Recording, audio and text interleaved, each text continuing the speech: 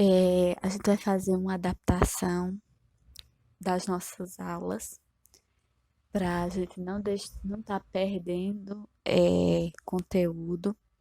A gente sabe que a gente tem que se preservar e nossa adaptação vai ser por videoaula, tá bom?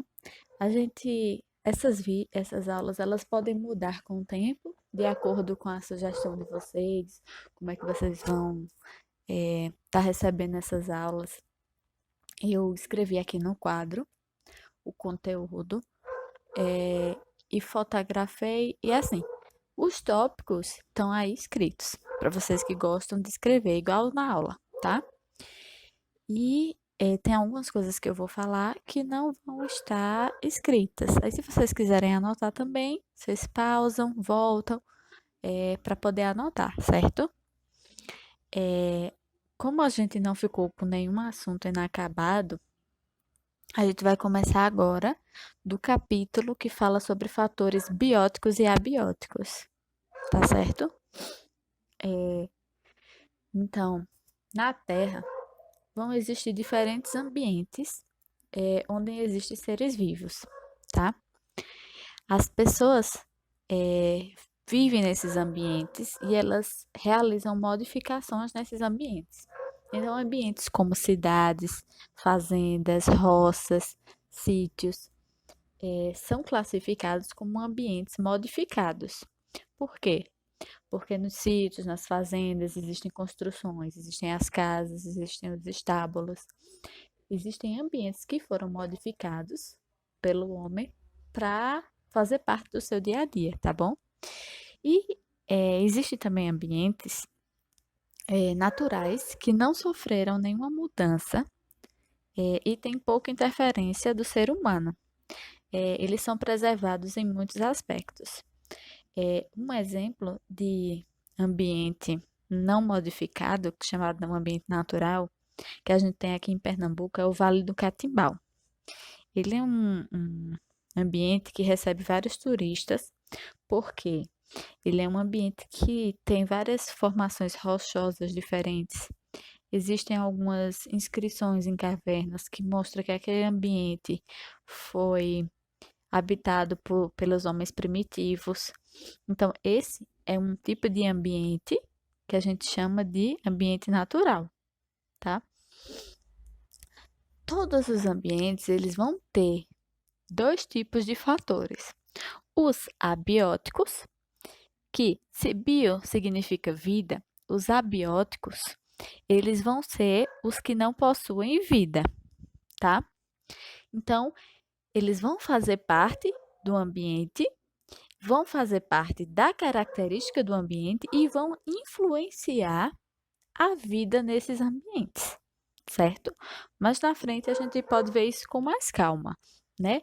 Principalmente no sétimo ano, onde a gente vai ver os biomas, os seres que habitam determinados biomas, tá?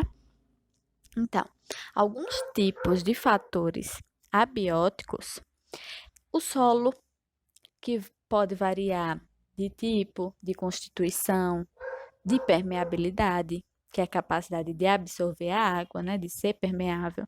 Por exemplo, o solo argiloso, ele é mais parecido com barro. E o solo arenoso é aquele mais parecido com areia. Então, são diferentes tipos de solo, certo? A água também é um fator abiótico que influencia diretamente nos ambientes.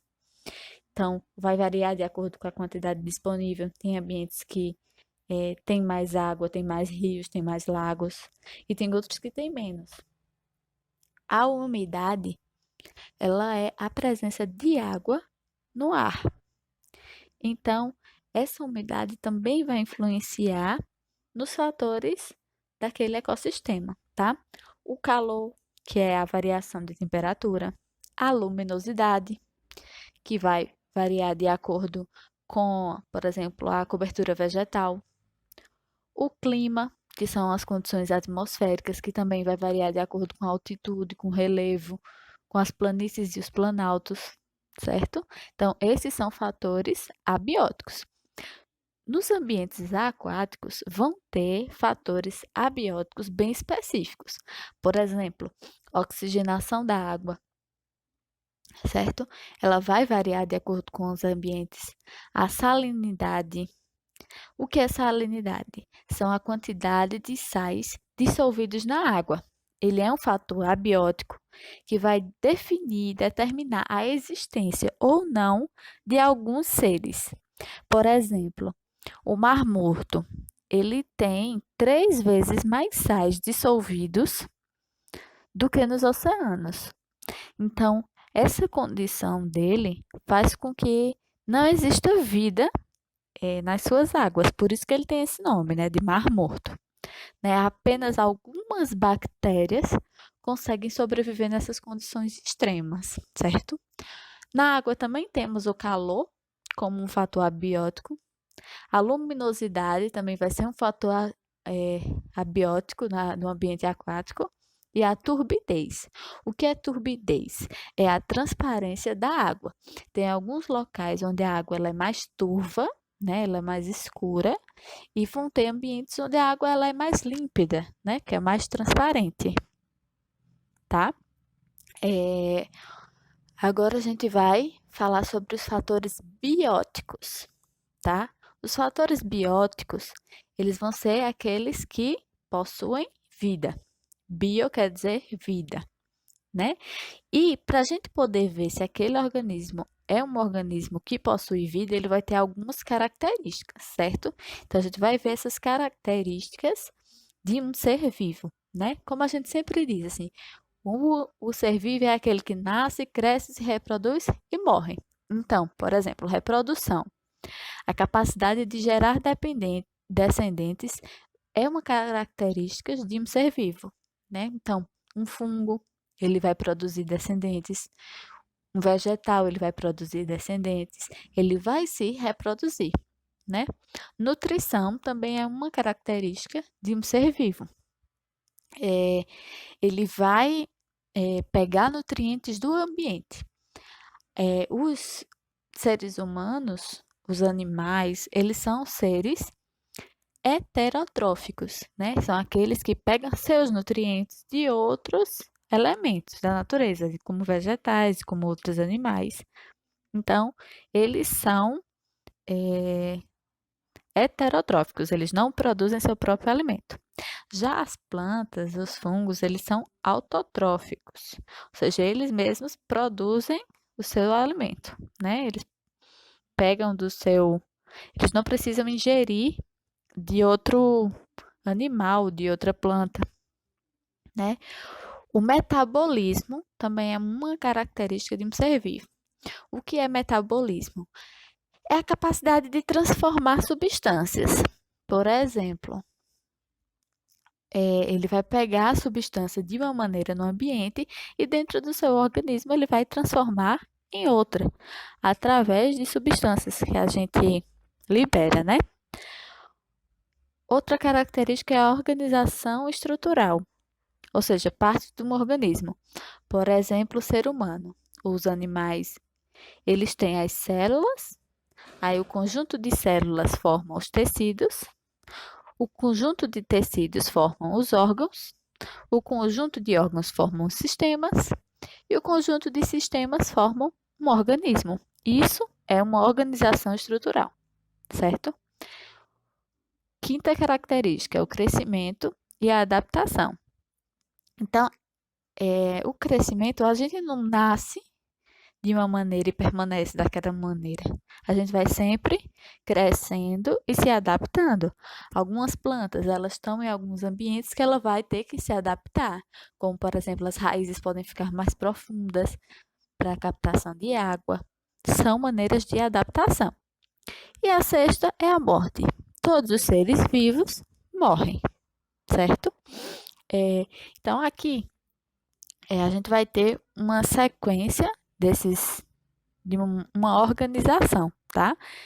E a gente vai destacando, por exemplo, o organismo, que é um indivíduo, espécie é aquele indivíduo especificamente. Por exemplo, o cachorro certo?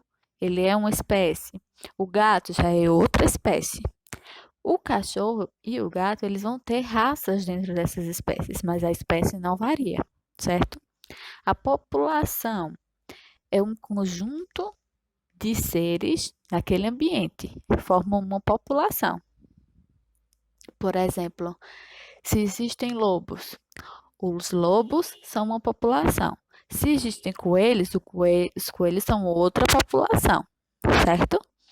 Já a comunidade são o conjunto de populações, ou seja, se numa mata existem os coelhos, os lobos, as borboletas, esses três fazem parte de uma comunidade, porque eles são conjuntos de população, certo?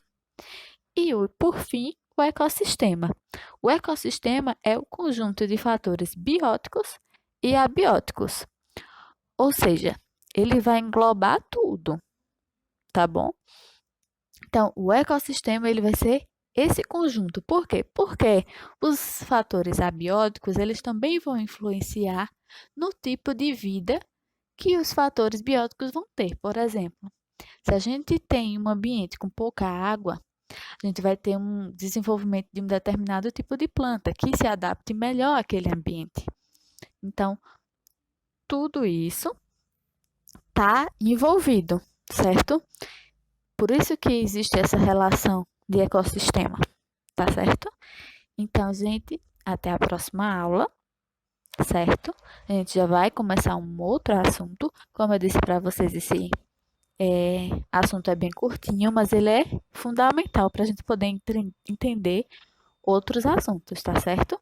Então, a gente vai passar uma atividade em relação a, a esse conteúdo que os pais de vocês podem ir buscar lá na escola, tá certo? E a gente vai continuar esse sistema de aulas. Um beijão!